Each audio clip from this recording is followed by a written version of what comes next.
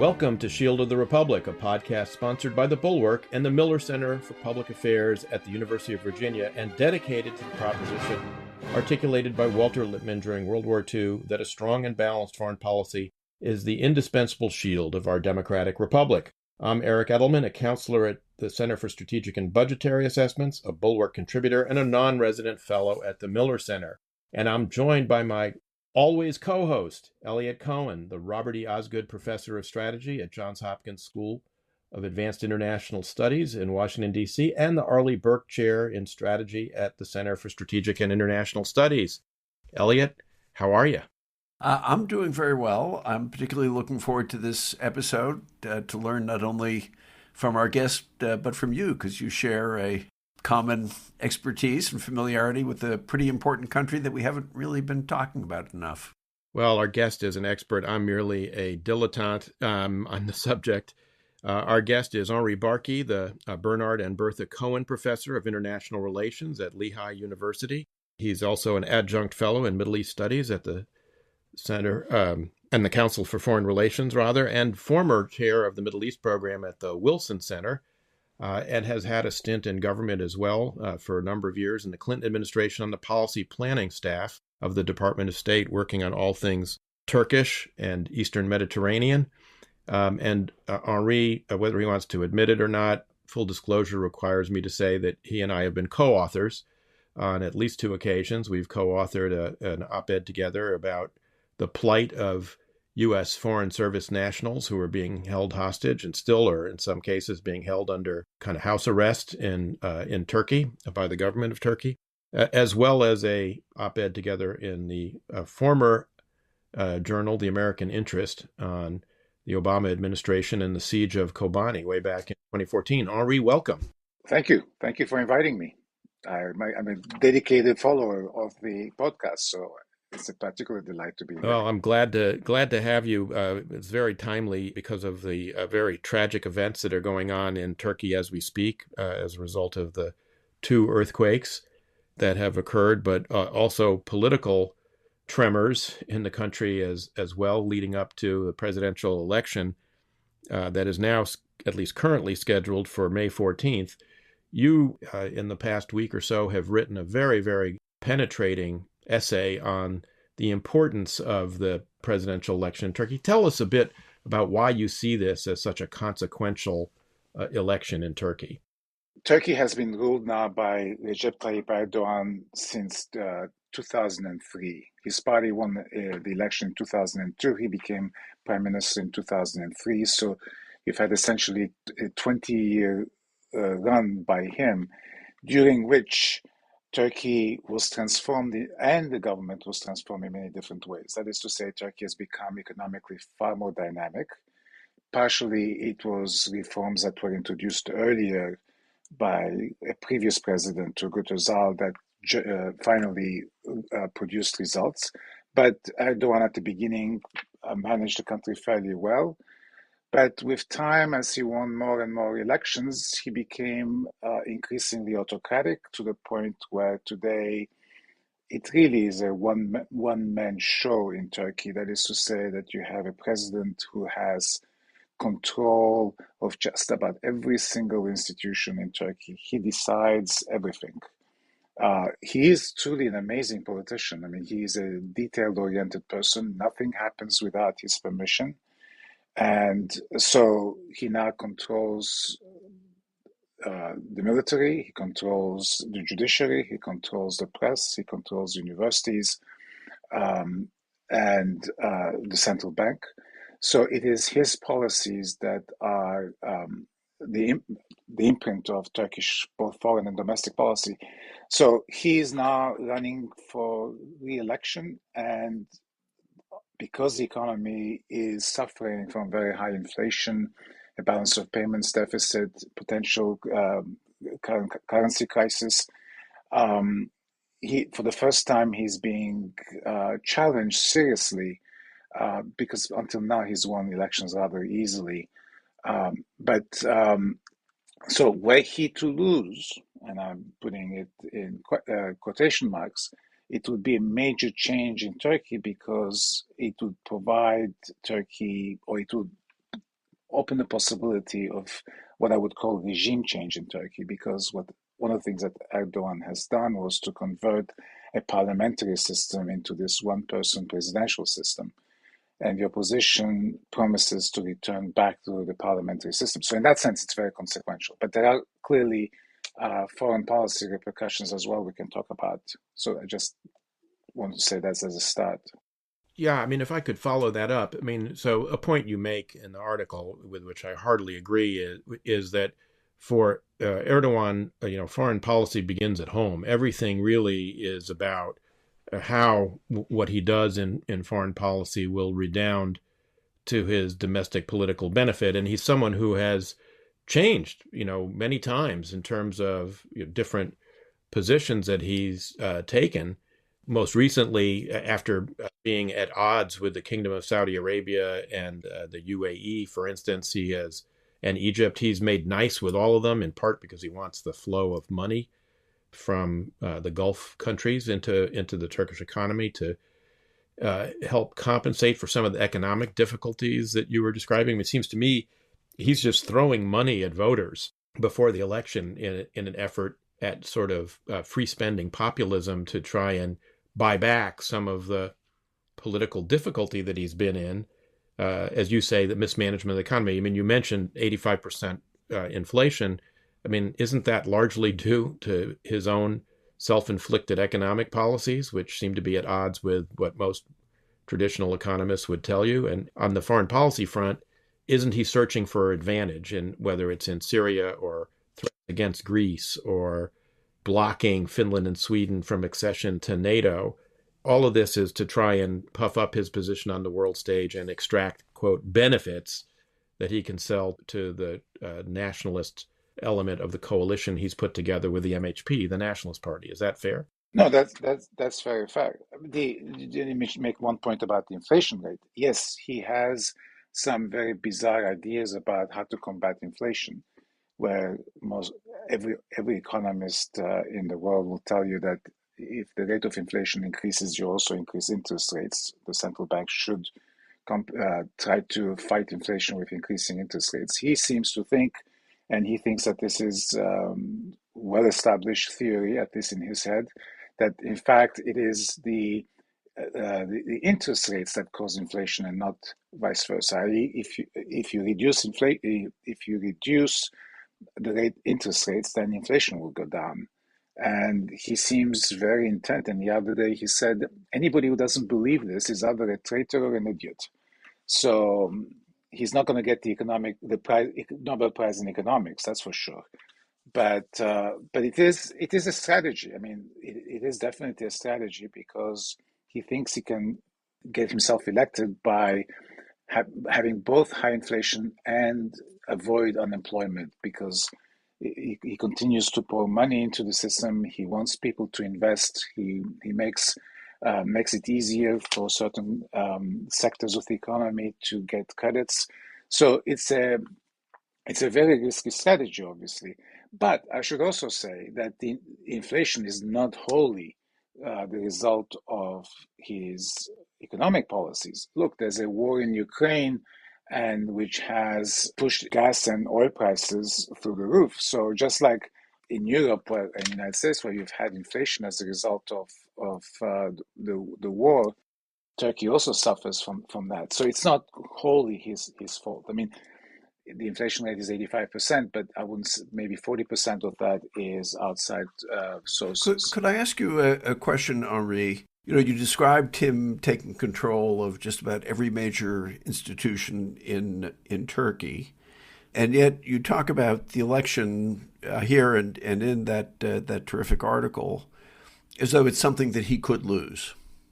And there have been elections where his party has lost, most notably the mayor of Istanbul, the mayor of Ankara, although, as you also point out, he finds a way to remove those people from power.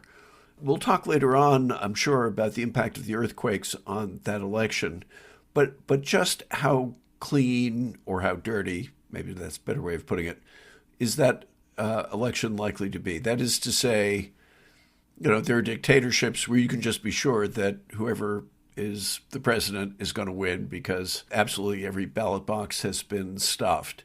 But it sounds like Turkey's not quite there yet, and I have to confess I don't fully understand what's the range here. Could you talk to that? Yes, I mean, Turkey is not Belarus. I mean, there's no question that Erdogan commands a great deal of power and influence. But elections have become important in Turkey because you've had successive elections over the years. So the Turkish public expects that it can have it has a say in the electoral process. So you can't turn Turkey into a Belarus where you stuff the ballot boxes. So he does play games with the system, but it's difficult to stuff the ballot boxes because you have outside observers from the OECD and domestically from NGOs, and also people take elections very seriously in Turkey. The way he influences the elections is by banning political parties, banning politicians, by making use that I'll give you one example. The pro-Kurdish party, HDP, the People's Democracy Party, after the municipal elections in 2019, won a whole series of municipalities in the southeast and east of Turkey. Within days of those elections, he removed all the mayors that had won the election and replaced them by government appointee, pro-AKP bureaucrats. Why does he do that? In part because it is, after all, a system in Turkey where the state provides lots of benefits. So if you provide those benefits, you expect that the voters will be, shall we say, sympathetic to you because you provide it. And also the threat of withdrawing those benefits make voters more likely to vote for the government party.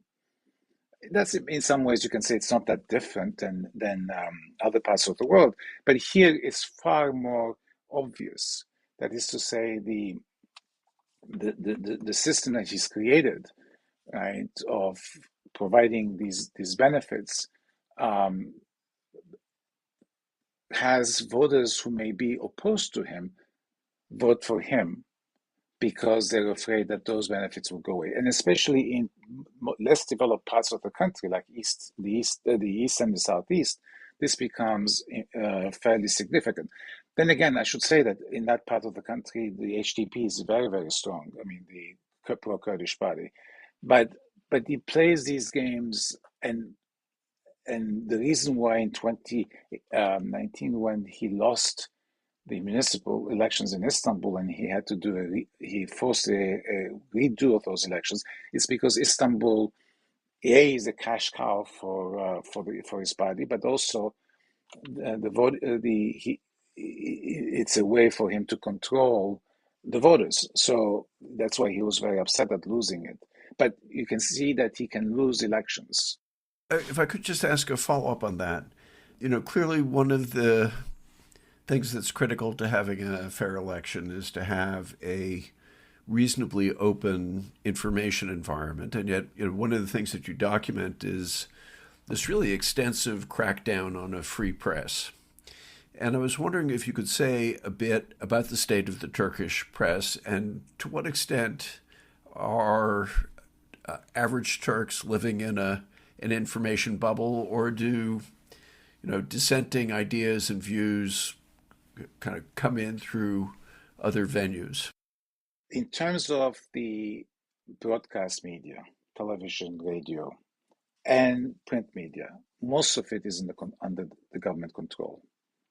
And you can see when you look at the headlines of the newspapers, you can see that they have been told what to put on their front page, because very often you have exactly the same headline in all of these cases.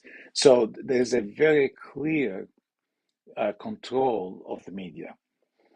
And most people get their information from there. However, there still exist some newspapers that are opposition newspapers, that two of them come to mind. And they, paradoxically, of course, since newspapers depend on government advertising, the government doesn't advertise in those newspapers. They try to shall we say, squash them through not just through censorship, but also through economically. And somehow they have survived, some of them. Today, the Turkish electorate, or the Turkish public, I should say, is fairly sophisticated in the sense that it uses the internet and it knows about the VPN. So it does have access to information. And you do see that the government very often is put in a defensive position because these alternative networks or internet networks or internet newspapers come up with information, and there's some very good journalists there that work, and they really sometimes manage to put the government on the defensive. Now, it's very hard to tell you what percentage of the Turkish public actually reads those on a daily basis. But people talk to each other. I mean, cell phones are everywhere.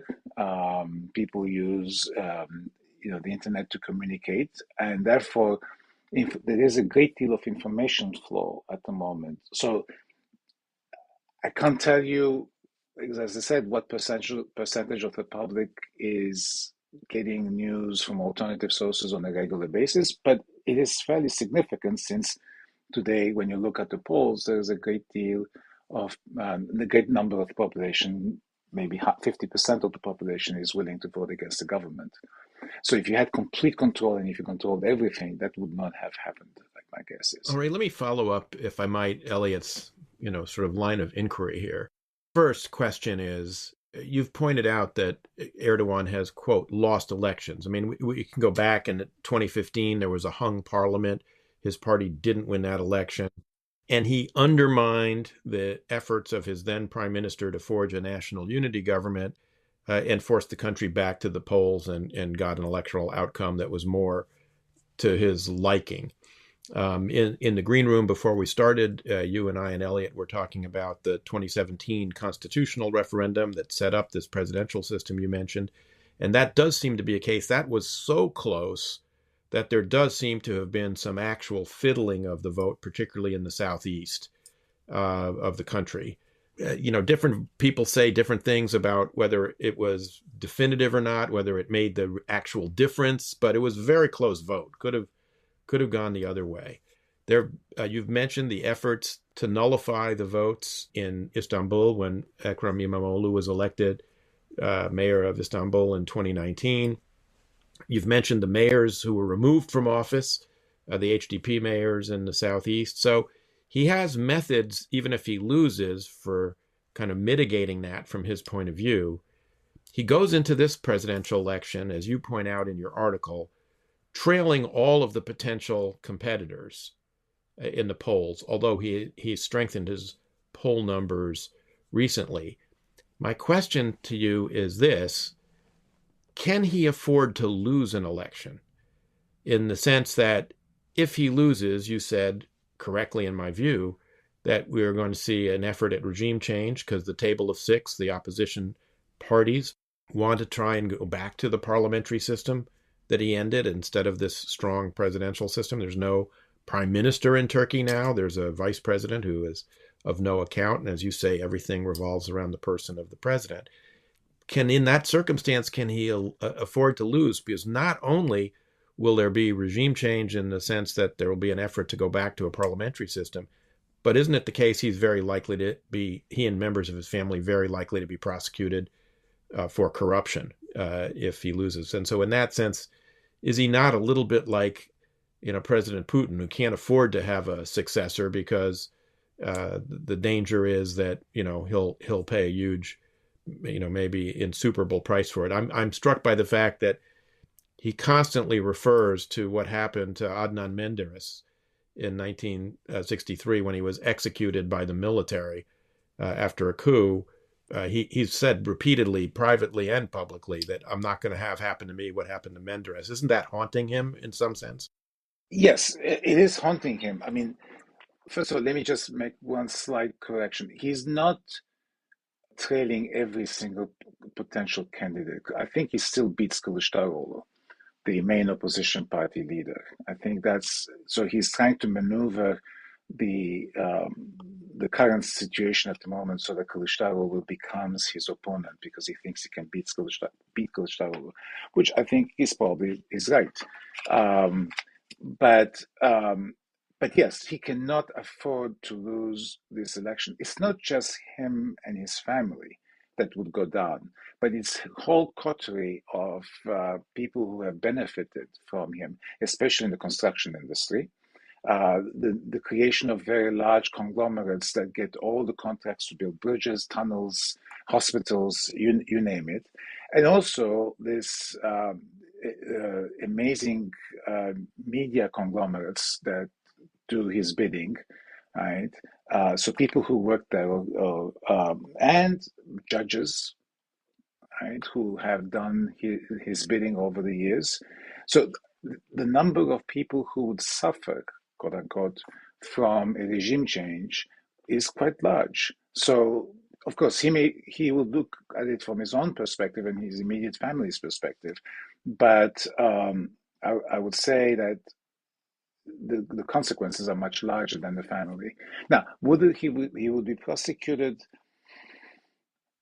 It's one of these things like we have in this country. Would you go after a former president or not? And whether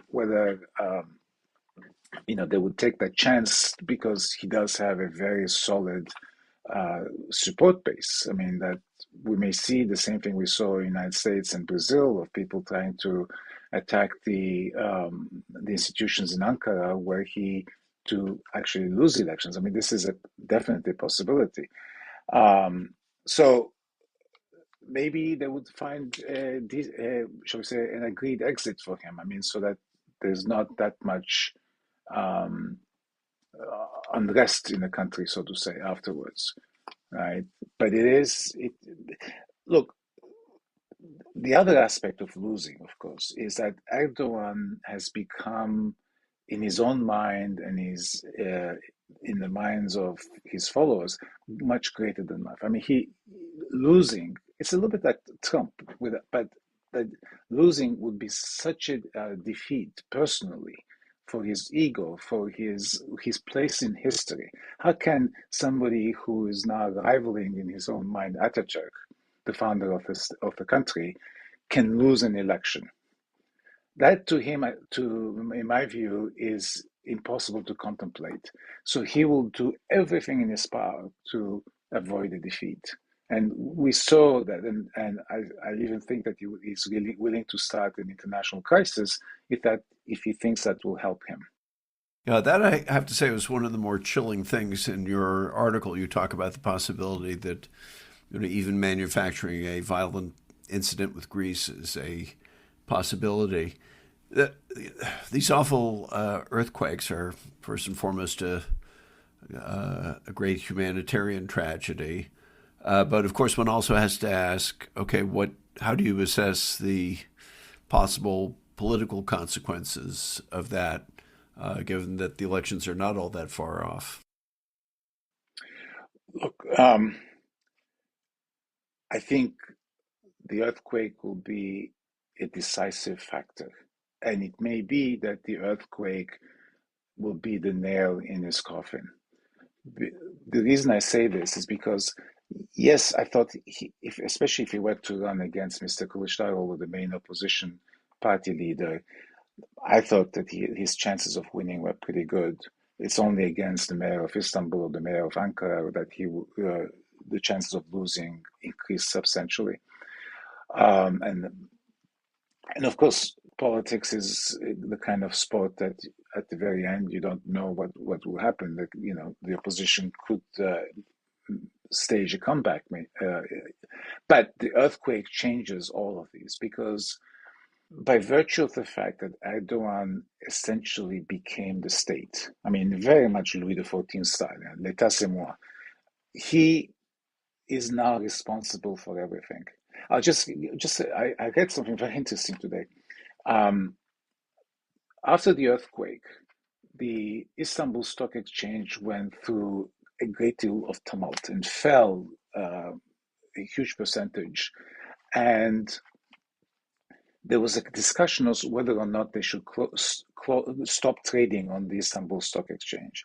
And this decision had to be made by the minister, the treasury minister. Well, he did not take the decision because he was afraid of asking Erdogan whether or not he should do it. In other words, Erdogan, in his mind, Erdogan would have to make that decision, and and the minister is a little bit of a, shall we say, I don't know, not maybe very sure of himself within the bureaucracy. So he was afraid, apparently, to ask Erdogan. Right? So Erdogan makes every single decision. Now, you will say stopping trading on the Istanbul Stock Exchange is an important decision. I mean, surely he had a role to say. But the way the press has played him up over the years, the way he has played himself, all these, everybody looks at Erdogan for every single decision. So when you have an earthquake of this size, and the response by the state to this calamity has been very poor, to put it mildly. They couldn't get the relief equipment and relief people to the locations. There are still places that have not been reached yet. The number of dead at the moment is over 30,000, but everybody expects that it will go up significantly, certainly over 50,000. And so the failure is seen, especially in the areas where the earthquake hit, the four provinces, that it is Erdogan's fault. And those four provinces represent about 15% of the population, and they traditionally have been pro-Erdogan, pro-AKP provinces. Of the four provinces, in three of them, in the last election, he won by more than 50%. So he got a majority with all the parties running. And only in one did he get 36%, and he was still the number one party. So, but the anger in those provinces is so incredible that he's bound to pay a price. And people are watching. I mean, part of the, shall we say, the communication revolution in Turkey, that people now know exactly what's happening and people connect. And you will see citizens from those four provinces ultimately going to different parts of the country because it's impossible to live there at the moment, right? So they will go to their families, to their friends, seeking shelter, and the stories of poor relief work is going to spread. And I think he really now is in danger of losing the election. I mean, even I think maybe Mr. Kılıçdaroğlu would be able to beat him under these circumstances. So he's going to have to figure out or pull a rabbit out of a hat if in these upcoming elections. I mean, I would bet today if every ceteris paribus, all things being equal, he would definitely lose. But this is Erdogan. He will come up with something. Well, will he postpone the elections? I mean, you've outlined essentially a kind of neo-patrimonial state that he's created, right? In which, as you said, l'État, c'est moi, I own everything.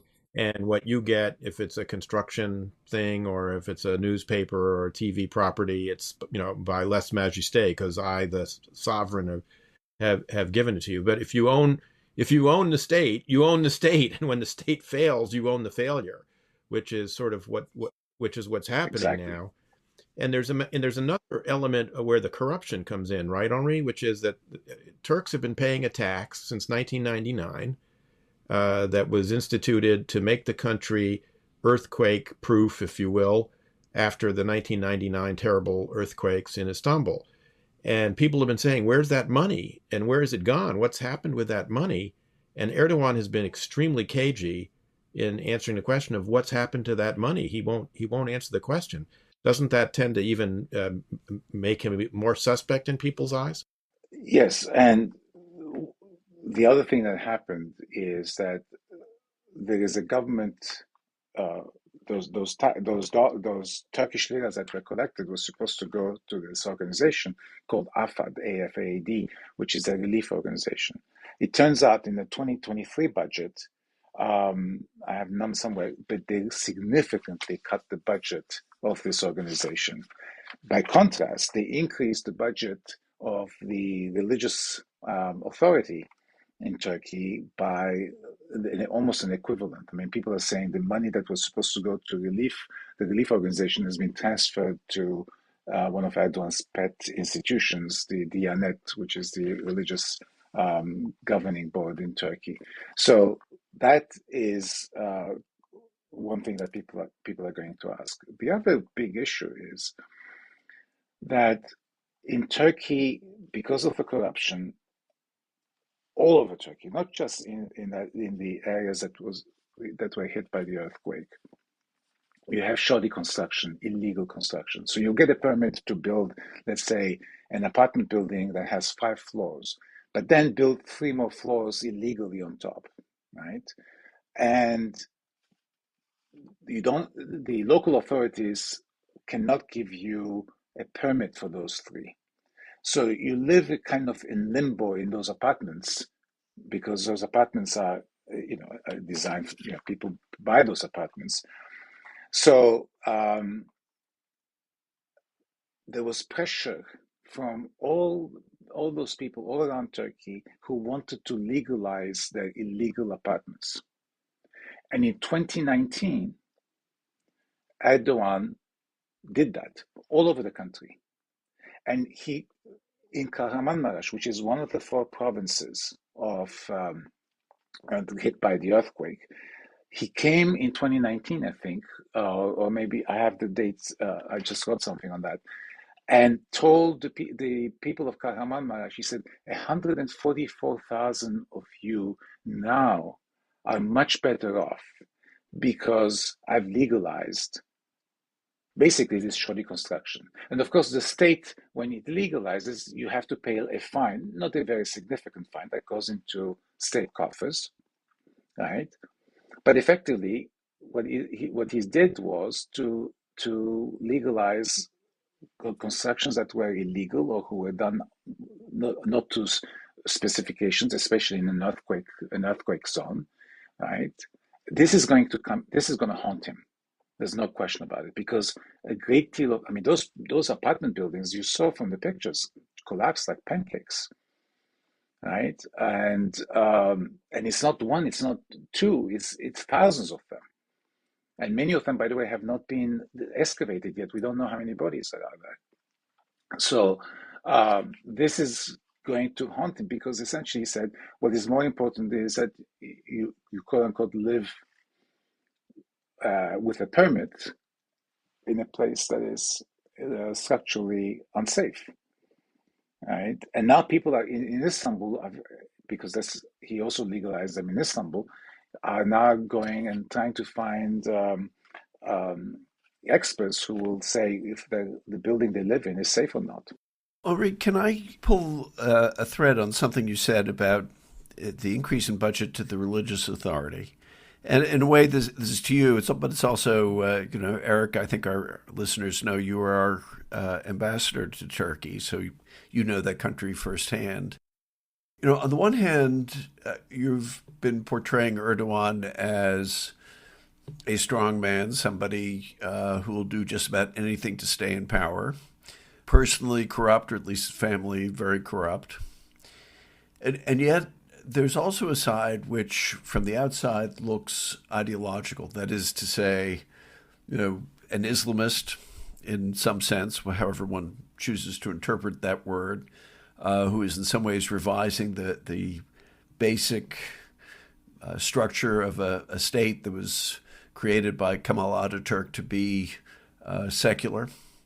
Another word that gets thrown around is neo-Ottomanist, that he has a a foreign policy vision, which is of recreating Turkey, not of course as the Ottoman Empire, to be sure, but as a state with much greater reach than one might think, and with important influence in areas that were part of the Ottoman Empire. So I'm wondering if you could explore, and Eric also if you would comment as well, to what extent are we dealing with a leader who is informed by ideology as well as avarice or simply the desire for power to stay in power? And I don't think, by the way, he's alone in this. If you think about Viktor Orban, who strikes me as also rather corrupt, also preoccupied with retaining power, also somebody who's weakened institutions, but there's also a bit of an ideological dimension, and there's something of a foreign policy vision as well. So if you could take those thoughts and expand on them, I'd be grateful.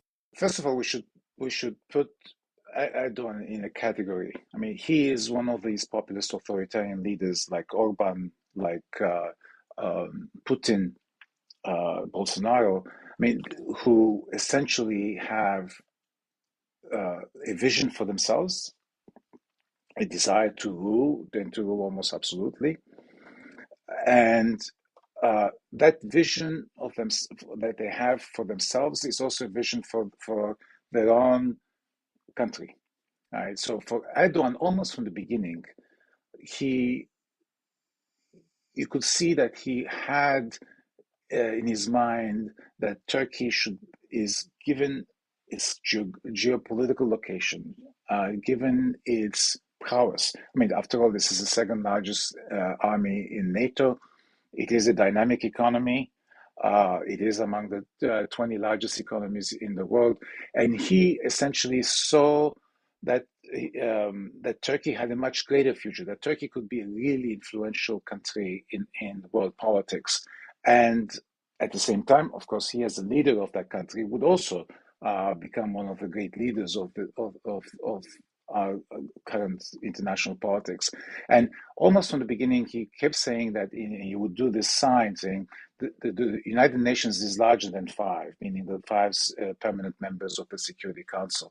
He almost said it, that he kind of saw himself and Turkey deserving of a permanent seat on the UN Security Council, as a representative not just of Turkey, but also of the Muslim world, because he saw himself as a leader of this Muslim world. And in some ways, of course, Turkey, I mean, yes, he has competition from Indonesia and Malaysia maybe, but Turkey is, again, member of the Western Alliance, and therefore, and also economically very powerful, and therefore you can say maybe Turkey deserves a greater say in world politics. But this ambition that he has is both personal and also ideological, right? But it is actually, I'll put this question out there since both of you guys do serious IR. I mean, when you look at the foreign policy of Turkey or Russia or even Hungary, are we looking at national interest, or are we looking at the interest of the individual leader who dominates and who shapes national interest? Right? I'm not going to start a conversation on this, but with Erdogan, you clearly see that his own interest trumped the interest of the country. Right? And he's, by the way, he's also quite flexible, so to say. I mean, he can go after Saudi Arabia and Egypt and Israel and lambast them and call them names, etc. And then a few years later, as he's doing now, make peace with them. And suddenly, because he figures out he needs them. I mean, so he will switch policies very, very easily. So ideology matters, but he is quite adaptable. Again, to still progress his own ambition. Eric, you've dealt with him, and you should know. I agree. I think everything you said is right, Henri. I think he is very ideological. I think a lot of his ideological, I mean, I would describe him only slightly differently than you did. I mean, I think he is an Islamo-nationalist populist. There's definitely an inflection of Islam there in his thinking. Not, kind of the ISIS Al-Qaeda brand, but the Mohammed Mahathir brand in Malaysia, I would say, is pretty close to how he, sees it. Definitely sees himself as playing a huge role on the world stage. A lot of amour propre there that's grown over the years. I think those ideological pretensions were fed by his one-time assistant and then later foreign minister and prime minister, who's now broken with him, Ahmet Davutoglu, who filled his head with ideas of Turkey being a Muslim superpower or a Middle Eastern superpower, which is hence where you get a lot of this discussion, I think, of neo-Ottomanism from his book Strategic Depth, which talks about these ideas. I think those, frankly, those pretensions were always beyond Turkey's grasp, in the sense that, for instance, the Arab states remember the Ottoman period very differently from the way Turks do, and I think Turks have seriously underestimated the ongoing, lingering resentment that Arabs feel when Turks try and speak for the region or speak for them. And you've seen that come out in various ways over the last 20 years of Erdogan's rule. The other thing I would say in response to Eliot's question, and Henri, I'd be interested in your view of this. So we tend to, in terms of Ataturk, Erdogan clearly sees him as creating, a new dispensation in Turkey, and that he is a founder of a new Turkey in the sense that Ataturk was the founder of modern Turkey on the ashes of the Ottoman Empire. And, this is where I think Americans have a little bit of problem understanding, because we talk about secularism and we talk about Turkey as a secular republic. And the problem is, for Americans, our country was founded by dissenting Protestants who fled essentially England and, the Netherlands and other parts of Europe because they wanted to be able to practice their religion, and they were afraid that the state was corrupting religion, and they wanted religion to be independent of the state. When Ataturk disestablished the Sultanate and the Caliphate, he was concerned about the opposite, that it was religion that was corrupting the state, and it was the state that had to be made pure from the influence of religion. And so when we talk about secularism, I think we Americans and Turks who talk about it talk past each other on this subject. But Erdogan clearly, I think, hopes to change the dispensation, but more by evolution than revolution. He knows that Turks, if you look at them in polling, are still pretty, by large majority, still very secular in outlook, even if they vote for the Islamist party. And so you see a pattern of slow change in municipalities where the AKP has taken over, and suddenly every public figure's wife is wearing a headscarf, and the municipality has banned the sale of alcohol. So it's more of an effort to move the country gradually in the direction of something that looks like Pakistan or Malaysia, rather than, imposition of Sharia law. Would you agree with that, Henri?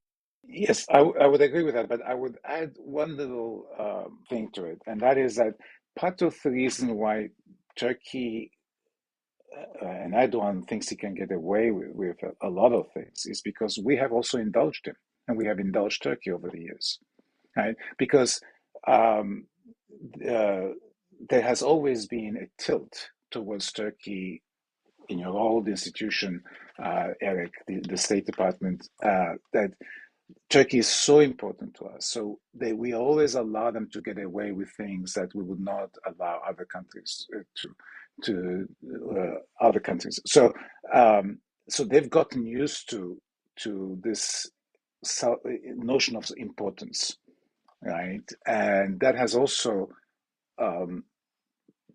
propelled Erdogan to become much more demanding, if you want, and much more of a, shall we say, misusing the word here, but visionary in terms of Turkey's role in the world, because Turkey is so important, right? And the United States especially kind of agrees with that, and therefore he pushes that envelope as much as possible. So there is a little bit of American Complicity. involvement Yeah, in we're this as well, complicit which because call it because complicity. we've regarded as Turkey as too big to fail, too important to fail. Exactly. Yeah, I'm an outsider in all this, of course, but I mean that I'm undoubtedly one can interpret most things that go on in the world as representing a failure of American foreign policy. But it does seem to me he's been rather clever in how he has played us, and not just us. I think he's been clever in the way he played Vladimir Putin.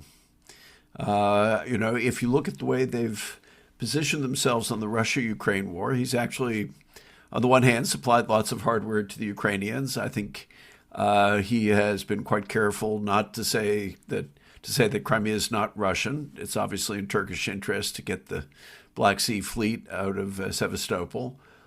And he's welcoming lots of Russian refugees, but he's also there's lots of Russian money flowing in, and he's sort of positioned himself in the middle in some ways. And, in various places in the world, think of Libya, for example, they've been fairly adroit, I think, about inserting themselves. One question that I have as I look at Turkey, I think about other great empires that have coped with the end of empire. And it strikes me Turkey is somewhat unusual in having gone really from being an imperial state, which it's not just that you had a kind of a metropole that was one nationality and lots of colonies and so on at the outside, but there was really a multi-ethnic state. I believe the majority of Istanbul was not Turkish, actually, or not Muslim, I should say, for a long time. And then it's become pretty much a single, certainly a single religion state. And I'm curious to know how the reaction to the end of empire continues to reverberate. I mean, clearly Ataturk was a huge part of that, rejecting openly things that were associated with the empire, including headgear. Has Turkey really kind of turned the page on its imperial past, or does it haunt it in some of the ways that the imperial past arguably haunts Britain and France down to the present day? No, look, this is a very interesting question. I mean, I would say that the end of the empire still haunts Turks. That is to say, there is something called the Sevr syndrome in Turkey. Today, when you look at Turkey's relationship with the most important global power, the United States, it's very, shall we say, tenuous in the sense that, yes, we are formally allies, but when you poll people in Turkey, and there was one not recently, and when you ask Turks which country presents the greatest threat to Turkey, 70% of the population said the United States. 70% of Turks think that the United States is a threat to Turkey. So I just did a chapter for a book that's, I don't know if it's going to be published, but where I tried to look at that phenomenon. And in fact, it is partially because the United States and Turkey have been allies and we have been very involved in the region, etc. But starting with the Cyprus crisis in '64, then the Kurdish issue, starting with Operation Provide Comfort in 1987, right? And then ongoing to this day, we have a Turkey and America Kurdish problem. And then you have a revisionist leader in Erdogan who wants to change. These three strands have come together. There's always been anti-Americanism in Turkey, I mean, historically, but not to this extent, right? Where people think that we try to undermine the government. We organize coups. That we even some people now say the earthquake was caused by the aircraft carrier, the George Bush aircraft carrier. I mean, there is enormous amount of fear of the United States, even though this, and it goes back to the SAFE Treaty, because people think that the West in general wants to dismember Turkey. For our listeners, Henri, I think it's important to explain that the Treaty of Sèvres was part of the Versailles post-World War I settlement that was given over to dividing the former lands of the Ottoman Empire. And as Henri says, it's led to this notion of the Sèvres plot, that the Western allies wanted to dismember Turkey by creating a Kurdish state, and it intersected with Greek aspirations after World War for a greater Greece as well. And that's not entirely unreasonable. I mean, the European powers were supporting the Greece. I just finished reading Orhan Pamuk's Nights of Plague. So this is his latest novel. And of course, Orhan Pamuk himself is, as I understand, fairly liberal.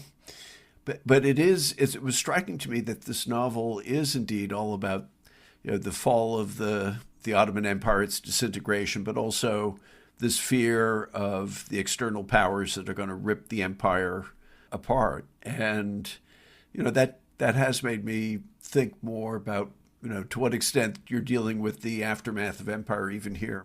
I can attest to what Henri was saying about the continuing power of anti-Americanism and the concern that, the United States is Turkey's number one enemy, even though we're tied by a treaty alliance. So in 2004, when I was ambassador, I went and it was during the U.S. election year, and therefore was not a lot for me to do in that period of time. So I went and decided I would go to lecture at universities, which I thought were that where anti-Americanism was sort of endemic, and where famously at METU, at Middle East Technical University, my predecessor as ambassador, Bob Comer's armored Cadillac limousine was overturned and burned. So I would typically go out and give speeches, and when I came back, my staff at the embassy would say, how did it go, Mr. Ambassador? And I would invariably say, well, I exceeded the Comer standard. They didn't burn my limo. But I did go to Seljuk University in Konya, which is deep in the heart of some of the, really the kind of Islamist Anatolian heartland. And I gave a speech, and the first Q&A I got in the Q&A session was, we know that the United States has bombed Afghanistan and overthrown the government there. We know that you bombed Iraq and overthrew the government there. We know you want to bomb Iran and overthrow the government. When are you going to bomb Turkey and overthrow the government of Turkey? And I said, look, the last thing that the president of the United States or the American people want is to bomb Turkey and overthrow its government. It's been a NATO ally since 1952. It fought together with us in Korea. I gave all the normal talking points.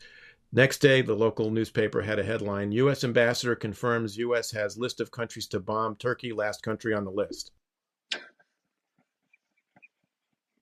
But look, there are also some real events that have produced this. I mean, most people won't know, but in 1964, there was a crisis in Cyprus. And the Turks were about to invade Cyprus. And it turns out that then the Turkish Prime Minister, İsmet İnönü, who was the number two to Atatürk at the beginning of the Republic, did not want to invade, but was feeling this pressure to invade. In fact, the Turkish military was not ready, did not have the wherewithal, didn't have even landing ships, didn't have maps of Cyprus. So he told the ambassador at the time that he was going to invade. The ambassador writes to Washington. Washington overnight produces a letter called the Johnson letter, because it comes from President Johnson, which was very, very badly written. It was written by George Ball. Yes, and it was a terrible letter. But that 1964 letter, the Johnson letter, is still part of the discourse today, even though it was a letter. I mean, it could have written differently and given Inonu the cover he needed not to invade. But people now think that Inonu was going to invade, and the United States stopped him with this horrible letter that said, NATO Article number 5 would not operate if the Russians attacked and the Soviets, or that Turkey could not use American weapons, and so on and so forth. It was really very, very harsh. And it's a letter that Johnson realized afterwards it was a mistake, and he invited Inonu to Washington to kind of make amends.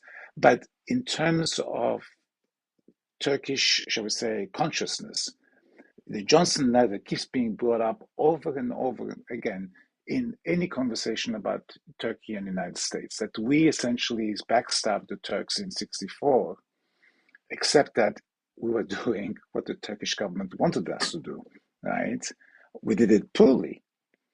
But that eventually led to this 1974 invasion of Cyprus, because they would not listen to us in 1974. You mentioned the Turkish military, Henri.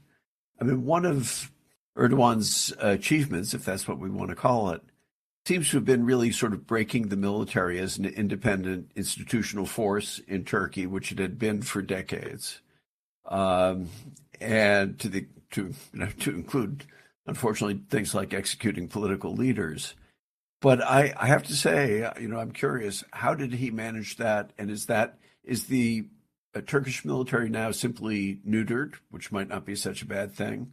Or is it an instrument of this kind of populist nationalist movement which he's built around himself? The Turkish military committed suicide. The Turkish military, which was the power behind the throne from essentially Atatürk's time to essentially 2007. Erdogan, at the very beginning of his rule, was very worried about the Turkish military intervening and overthrowing him, and that's why he was so pro-Western. He became the darling of the West because he introduced all these democratic institutions, ideas, etc. People could say and write anything they wanted, right? But in 2007, the army, or the military, I should say, made the kind of mistake that people who are too self-confident, like Putin in Ukraine or Erdogan today, made. So there was an election, for a presidential election.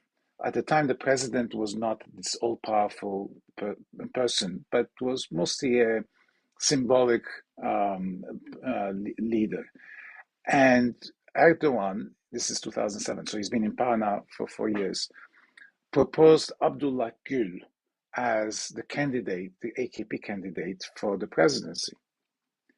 The military stepped in and said, no way, you can't have Abdullah Gül. Why? Because Abdullah Gül's wife wears a headscarf. And the idea that a woman with a headscarf would sleep in Atatürk's bed, right, was too much for them to fathom. So they warned him in no uncertain terms. So what did he do? Very smartly, he called for an election. Whereas he had won only 32% when he came to power in 2002, in 2007, he won 46%. It was a repudiation of the military in no answer. And the military, from that point onwards, lost power. After the 2016 attempted coup d'etat, and it wasn't the whole military. It's very dubious what happened in 2016. But nonetheless, that also gave him an excuse to cleanse the army of something like 50% of the admirals and generals. And now it is not a military that has been neutered. It's a military that has become subservient to Erdogan. There was an incident the other day, which was a telltale sign. He was at a factory that was producing some new homemade, not a bullet, but an artillery piece that the Turks had created. And he had the brass, the top military brass in attendance there. He gave a speech. And Erdogan, by the way, expects a little bit like Kim Jong-un for everybody to applaud him after every speech he gives. And the military all the officers that also applauded him.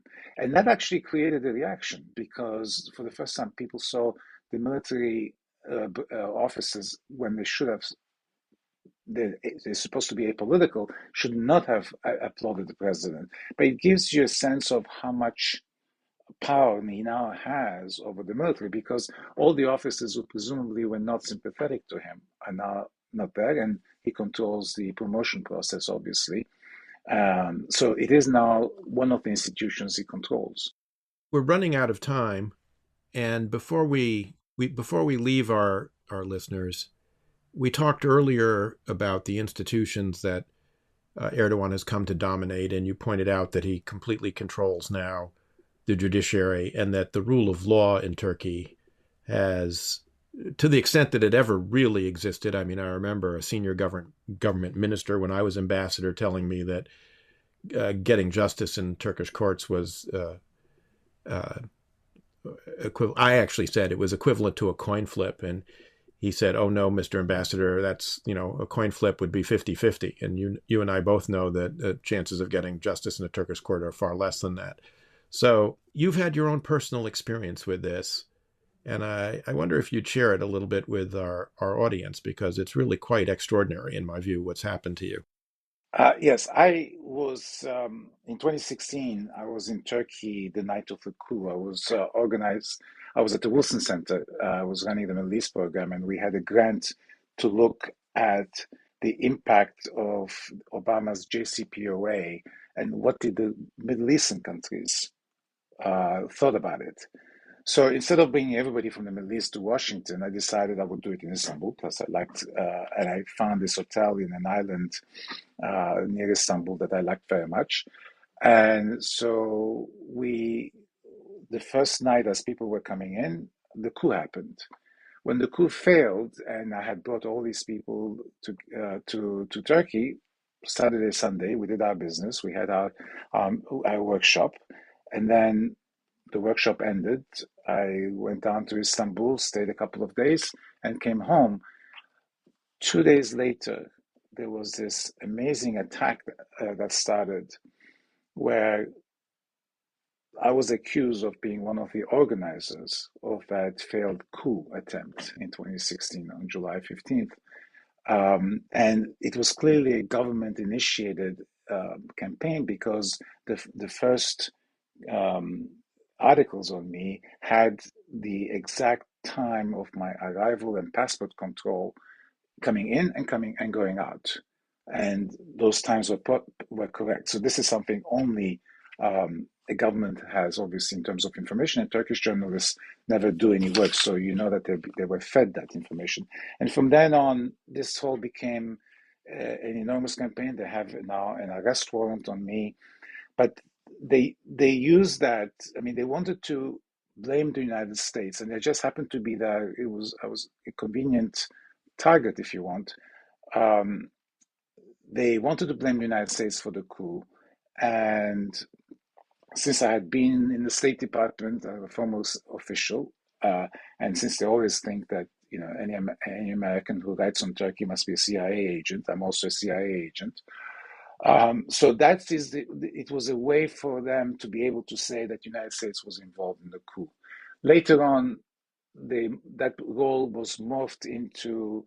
I mean, I still was the organizers, masterminds of the coup, but they issued an indictment because they needed to also blame somebody else that they wanted to keep in prison, a gentleman by the name of Osman Kavala, who's this philanthropist and civil society leader that Erdogan, for reasons that are still unclear to me and most people, Erdogan really dislikes and hates. So he's been in jail now for almost 6 years.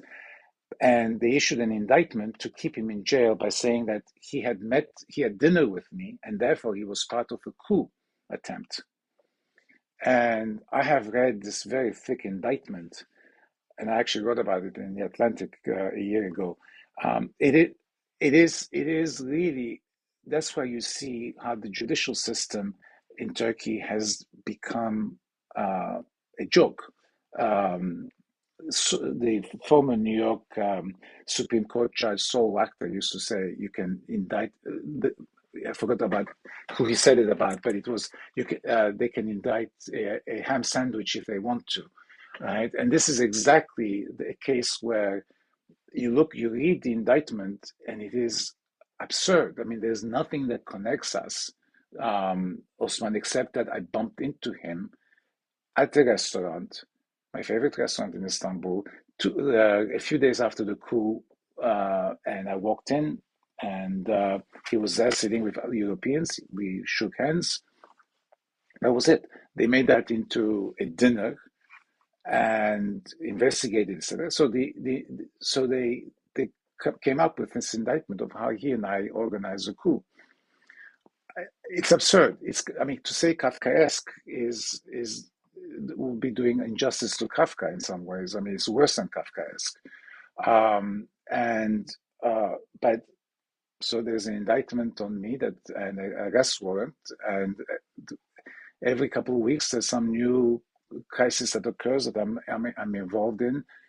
When I wrote that foreign affairs piece that you mentioned, they decided that here I am. I've decided who the next Turkish prime minister should be, and that the CIA and the Turkish and American deep state have now a candidate for the presidency. I mean, everything I do or I don't do becomes a story, unfortunately, and it has cost me a great deal in terms of my career, in terms of friends who won't talk to me because they're afraid. I mentioned to you, just to give you an idea of how it works.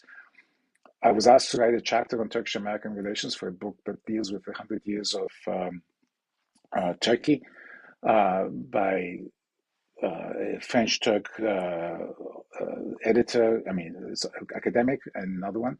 So I wrote, took me 7 months. I mean, it was really because I tried to take a different approach. I finished the article, sent it to them. They were very happy. 4 days later, they said we won't be able to include it in the book because there were 3 authors from Turkey who apparently objected and said it was too dangerous for them to be in the same book with me. So I got kicked out. So if you want an article on the 100 years of Turkish-American relations, I mean, I'm looking for a place to publish it. But but it's crazy. I mean, you realize how people are really afraid. I mean, I've got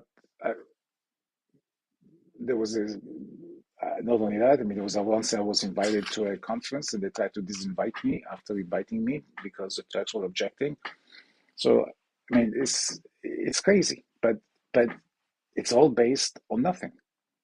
But the last thing I want to say, after I read the indictment, you realize that the 2 people who signed off on that indictment are the chief prosecutor of Istanbul and his deputy. Now, these are very, very, very high officials in the Turkish system. That they would put their names to garbage, right, to fiction, that they've invented things, right?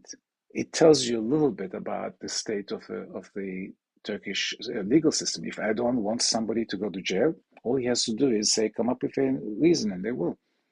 Selahattin Demirtas, the former leader of the People's Democracy Party, is in jail for 6 years. Why? Because Erdogan blames him for the election defeat in Istanbul during the mayoralty, because Selahattin Demirtas told Kurds to vote for the opposition, and Erdogan never forgave him for that. Yeah, I think So he's in jail. Stalin's prosecutor Vyshinsky said, "Give me the man, I'll show you the crimes." So exactly. I think that's where we are. Henri, you've been very gracious with your time. You've been a terrific guest. Eliot, thank you. Any last words? No, I just want to say this is, I think, one of the most instructive sessions we've ever had, and that kind of personal story at the end makes it even more poignant. I think I'm not sure I know who I'm rooting for in the next Turkish election, but I think I know who I'm rooting against. Thank you very much for inviting me. That'll be it for this episode of Shield of the Republic. If you enjoy this podcast, please leave us a review. Like us on Apple Podcasts or Spotify or wherever you get your podcasts from. And drop us a line at shieldoftherepublic@gmail.com. We may not be able to answer all letters and emails we get, but we do read them. So thank you very much for your continued support.